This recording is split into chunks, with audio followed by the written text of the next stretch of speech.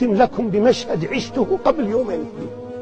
والله يا أحبابي أحدث لي صدمة، وأنا فاتح المصحف إني وقفت مشدوه وأنا أقرأ هذه الآية التي لا تساق لنا إلا في بيان الإعجاز العلمي. ولقد خلقنا الإنسان من سلالة من طين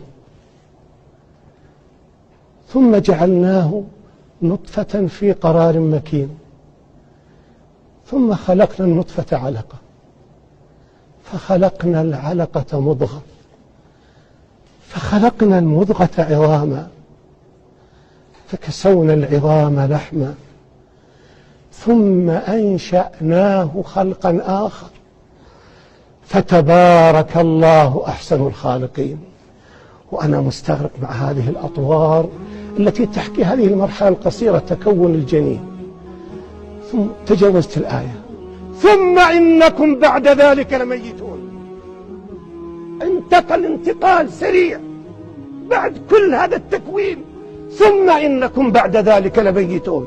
طيب وين الحياة؟ تجاوزها، كأنما هذه الحياة ومضة لحظة، شيء قليل هو ما بين الموت القديم والموت القادم وحياة الخلود، شيء أقل من أن يذكر.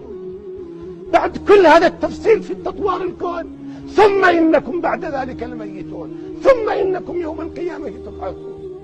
وقفت بشتوه يا الله، هذه حياة اللي نحياها كلها أقصر من أن تذكر.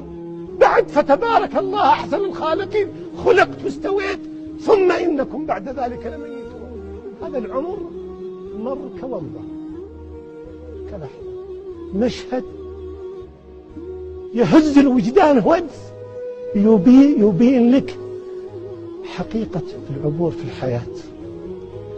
هذا الشيء اللي الآن نحتاج إلى أن نفتح أغاليق القلوب له ونحن نتعامل مع القرآن. فإن كنا نريد أن نتعامل مع إعجاز القرآن فلنفتح هذه الأغالي.